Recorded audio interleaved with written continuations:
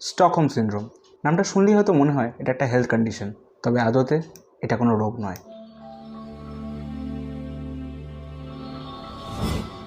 Unbiased টক্সের নতুন video আপনাদের সকলকে জানাই স্বাগত। আমি সপ্তর্ষি। থাম্বনেল দেখেই বুঝতে পেরে গেছেন যে আজ এমন কিছু ইন্ডিয়ান সিনেমার কথা হবে যা স্টকহোম সিনড্রোমকে কেন্দ্র করে তৈরি হয়েছে। তবে তার আগে আমাদেরকে জানতে হবে এই স্টকহোম সিনড্রোম ব্যাপারটা কী। অবভিয়াসলি সুইডেনের স্টকহোম শহরের সঙ্গে এর একটা কানেকশন আছে। 1973 সালের এক ব্যাংক ডাকাতিতে প্রথমবার এই ঘটনার আভাস পাওয়া যায়। জেনারেলি এটা বলা যায় যদি কোনো ভিকটিম তার কিডন্যাপারের প্রতি একটা সহানুভূতি দেখায় বা তাদের সাথে অ্যাটাচড হয়ে পড়ে, তখন তাকেই বলা হয় স্টকহোম সিনড্রোম। এই স্টকহোম সিনড্রোম খুব রেয়ার একটা সাইকোলজিক্যাল রেসপন্স, তবে বিদেশি বেশ কিছু ছবিতে স্টকহোম সিনড্রোম দেখানো হয়েছে। এক্ষেত্রে অনেকে পপুলার ছবি বিউটি অ্যান্ড দ্য বিস্টের কথা বলবেন, তবে সেই ছবি এই ক্যাটাগরিতে পড়ে না। অনেকেই বলেন যে এটা লিমা সিনড্রোমের আন্ডারে পড়ে, যেখানে অপহরণকারীর মধ্যে একটা ফিলিংস আসতে থাকে। 1975-এ লেজেন্ডারি অ্যাক্টর আল পাচিনোর ডগ ডে আফটারনুনে স্টকহোম সিনড্রোম দেখা যায়। এই ছবির ডাকাতির সিনগুলোতে বোঝা যায় যে হোস্টেজরা আল পাচিনোর ক্যারেক্টার অর্থাৎ সনির প্রতি কীভাবে সহানুভূতি দেখাচ্ছে। স্পেশালি নেগোসিয়েশনের যে সিনগুলো রয়েছে সেখানে স্টকহোম সিনড্রোমের প্রভাব দেখতে পাওয়া যায়। এই ছবি সম্পর্কে একটা স্পেশাল ফ্যাক্ট হলো এই ছবিতে প্র্যাকটিক্যাল লাইটের ইউজ করা হয়েছে, যেমন ব্যাংকে থাকা ফ্লোরোসেন্ট ল্যাম্প বা এমার্জেন্সি ল্যাম্প। সো এবার দেখা যাক এই থিম কীভাবে ইন্ডিয়ান সিনেমায় ইউজ করা হয়েছে। তবে তার আগে লাস্ট ভিডিও আপনারা যে ভালোবাসা দিয়েছেন তাতে আমি আপ্লুত। আমি চাই আরও লোকজনের মাঝে আপনার আনবায়াসড টক্সকে পৌঁছে দিন। আর যারা এরা প্রথমবার আমাদের চ্যানেলে কোনো ভিডিও দেখছেন, আমাদের চ্যানেলের বাকি ভিডিওগুলো পারলে দেখবেন, পছন্দ হলে সাবস্ক্রাইব করবেন আর আপনাদের মূল্যবান মতামত জানাতে ভুলবেন না। 1991-এর গুনা ছবিতে দেখানো হয় যে মেন্টাল অ্যাসাইলামে থাকা গুনা ভাবতে থাকে তার জীবন বদলানোর জন্য দেবী অভিরামী তাকে বিয়ে করবেন।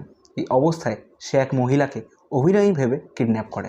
যদিও প্রথমে সেই মহিলা সেই জায়গা থেকে বেরিয়ে আসতে চান, তবে পরে তিনি গুনার ব্যবহার দেখে তাকে পছন্দ করতে শুরু করেন। এই ছবি রিলিজ হওয়ার সময় হিট না হলেও পরবর্তীকালে একটা কাল্ট ফলোয়িং নেয়।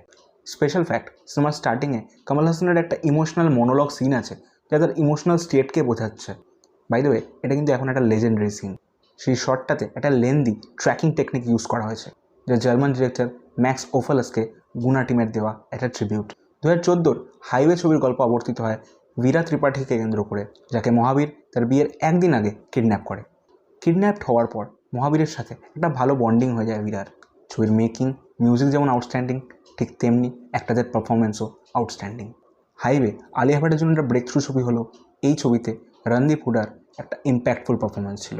স্পেশাল ফ্যাক্ট, এই ছবির জন্য রণদীপ হুডা এতটাই সিনসিয়ার ছিলেন যে তিনি 25 দিন আলিয়া ভাটের সাথে ক্যারেক্টারের জন্য কোনো কথা বলেননি।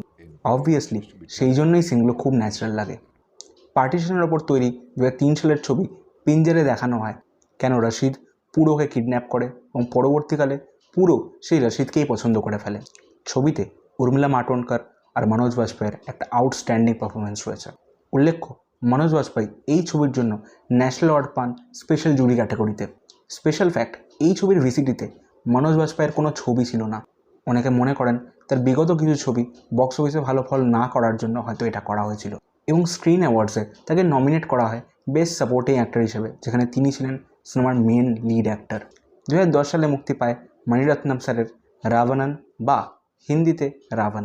আমি এবার থেকে ভিডিওতে এটাকে রাবণ বলেই বলবো। বাই দ্য ওয়ে, এই ছবির গল্পে কিন্তু শুধুমাত্র স্টকহোম সিনড্রোমই নেই, আছে অল্টারনেট মাইথোলজিরও গল্প।